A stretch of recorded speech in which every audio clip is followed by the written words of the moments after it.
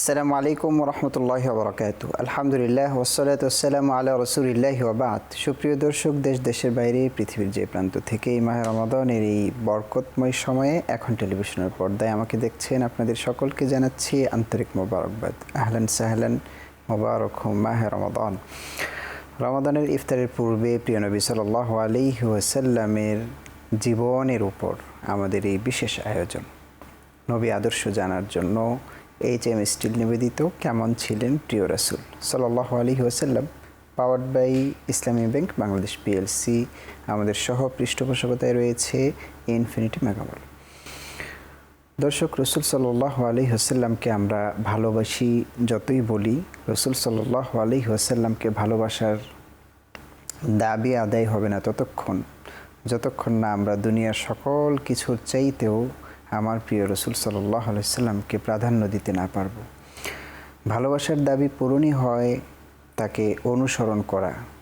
ভালোবাসার দাবি পূরণ হয় যাকে ভালোবাসি তার পছন্দ মতো চলা। তিনি কি পছন্দ করতেন তাকে জানতে চাওয়া।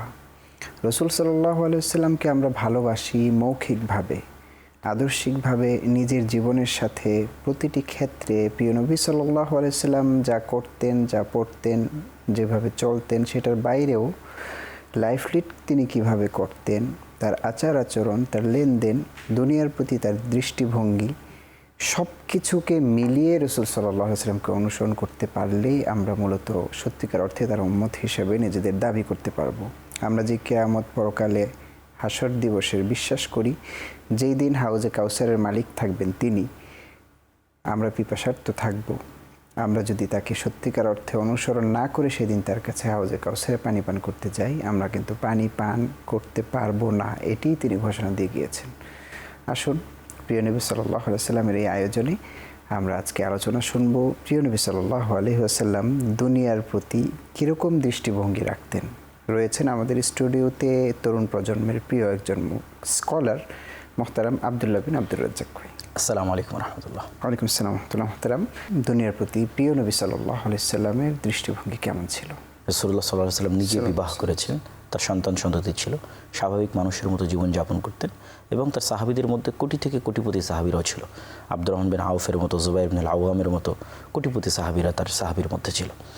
সুতরাং ইসলাম মানে সম্পূর্ণরূপে দুনিয়া বিমুখতা বিষয়টি এমন নয়, তবে ইসলামের যে দুনিয়ার বিষয়টি সেটি সবসময় পরকালের সাথে কেন্দ্রিক, পরকাল সেন্ট্রিক, সকল কিছুতে পরকাল কেন্দ্রিক। তো দুনিয়ার বিষয়টি যদি আমি আমার পরকাল ঠিক রেখে আমি যদি দুনিয়া অর্জন করতে পারি এবং ওই দুনিয়াকে আবার আল্লাহর সন্তুষ্টির জন্য ব্যয় করতে পারি, তাহলে এর চেয়ে ভালো কিছু নয়। যেমন রাসূলুল্লাহ সাল্লাল্লাহু আলাইহি ওয়াসাল্লাম বলেছেন, দুই শ্রেণীর মানুষের সাথে গিবতা বা ঈর্ষা রাখা যায়, যে যদি আমি এমন হতে পারতাম। এক হচ্ছে যাকে আল্লাহ জ্ঞান দিয়েছে, আর হচ্ছে যাকে আল্লাহ ধন সম্পদ দিয়েছে এবং সেই সম্পদ আবার আল্লাহর রাস্তায় ব্যয় করার সুযোগ দিয়েছেন। তবে রাসূলুল্লাহ সাল্লাল্লাহু আলাইহি ওয়াসাল্লাম নিজে ব্যক্তিগত জীবনে খুবই দুনিয়া বিমুখ এবং অত্যন্ত কষ্ট এবং দারিদ্রতার সাথে তার জীবন পার হয়েছে। রাসূলুল্লাহ সাল্লাল্লাহু আলাইহি ওয়াসাল্লামের একটি ঘটনা আবু হুরায়রা রাদিয়াল্লাহু তাআলা থেকে বর্ণিত, তিনি বলেন যে একদিন একজন মেহমান রাসূলুল্লাহ সাল্লাল্লাহু আলাইহি ওয়াসাল্লামের দরবারে এসে জানালো যে সে খুব অসহায় অবস্থায় আছে, তার খাবারের ব্যবস্থা নেই, থাকার জায়গা নেই। তো আল্লাহর নবী তার স্ত্রীদের কাছে পাঠালেন দূত বার্তাবাহককে, যে খোঁজ নিয়ে আসো আমার বাড়িতে কোনো খাবারের ব্যবস্থা আছে কিনা। তো রাসূলুল্লাহ সাল্লাল্লাহু আলাইহি ওয়াসাল্লামের সকল স্ত্রীর বাড়ি থেকে একটি জবাবই আসলো, ওয়াল্লাযী বাআসাকা বিল হক মা ইনদি ইল্লা মা। যেই সত্তা আপনাকে সত্য নবী করে প্রেরণ করেছে সেই সত্তার শপথ করে বলছি, আমাদের বাড়িতে আজকে খাবার হিসেবে পানি ছাড়া আর কিছু নাই। তখন রাসূলুল্লাহ সাল্লাল্লাহু আলাইহি ওয়াসাল্লাম বললেন, কেউ কি আছে এমন যে আজকে মেহমানের দায়িত্ব নেবে? তখন আবু তালহা নামে একজন সাহাবী, তিনি দায়িত্ব নিলেন আনসারী, যে ঠিক আছে আমি আমার বাড়িতে তাকে নিয়ে যাব। এবং সে তার স্ত্রীকে গিয়ে বলতেছে, এরকম রাসূল সাল্লাল্লাহু আলাইহি ওয়াসাল্লামের একজন মেহমানকে আমি নিয়ে এসেছি, কোনো খাবার আছে? আমি সংক্ষেপে শেষ করে দিচ্ছি। তার স্ত্রী বলতেছে, আজকে তো বাচ্চাদের খাবার ছাড়া বাড়িতে কোনো খাবার নেই। তো বলে, তাহলে তুমি বাচ্চাদেরকে খাবার ছাড়াই ঘুম পাড়িয়ে দাও, আর ঘুমানো শেষ হলে মেহমানের সাথে আমরা খাবারের ভান করব বাতি নিভিয়ে দিয়ে, আল্লাহু আকবার, যাতে ওই খাবার মেহমান খেয়ে নিতে পারে। তো ঘটনা সেভাবেই ঘটলো। তার স্ত্রী তার বাচ্চাদেরকে আস্তে আস্তে বিভিন্ন বিষয় বলতে বলতে যেভাবে আমরা বাচ্চাদের ঘুম দিই আর কি, খাবার ছাড়াই বাচ্চাদের ঘুম পাড়িয়ে দিলেন। এবং মেহমান যেন বুঝতে না পারে যে আমরা খাবারের ভান করতেছি, আসলে আমরা খাচ্ছি না, এই জন্য বাতি নিভিয়ে দেওয়া হলো।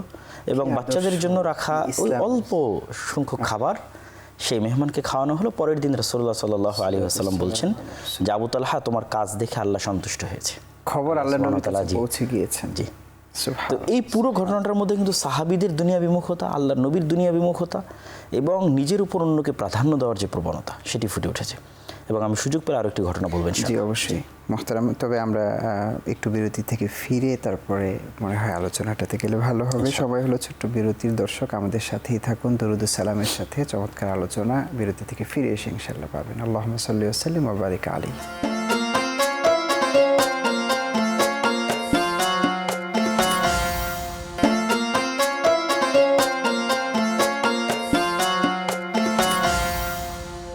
আল্লাহুম্মা সাল্লি ওয়া সাল্লিম আলা নবিয়িনা মুহাম্মদ। প্রাণ ভরা ভালোবাসার সাথে প্রিয় নবী সাল্লাল্লাহু আলাইহি ওয়াসাল্লামের উপর দরুদের সাথে আরও একবার স্বাগত জানাচ্ছি দর্শক বিরতির পর। HM স্টিল নিবেদিত কেমন ছিলেন প্রিয় রাসূল সাল্লাল্লাহু আলাইহি ওয়াসাল্লাম অনুষ্ঠানে powered by Islami bank Bangladesh PLC সহ পৃষ্ঠপোষকতায় রয়েছে ইনফিনিটি মেগামল। আপনারা জানেন আজকে আব্দুল্লাহ বিন আব্দুর রাজ্জাক ভাইয়ের মাধ্যমে আমরা চমৎকার একটি বিষয়ে আলোচনা উপহার দিচ্ছি আপনাদেরকে, দুনিয়ার প্রতি প্রিয় নবীর দৃষ্টিভঙ্গি। জি মোহতারাম শেখ, আমরা চমৎকার আলোচনা। জি, আবু হুরায়রা রাদিয়াল্লাহু তাআলা থেকে বর্ণিত, তিনি বলেন একদা রাসূলুল্লাহ সাল্লাল্লাহু আলাইহি ওয়াসাল্লাম বাড়ি থেকে বের হয়েছেন।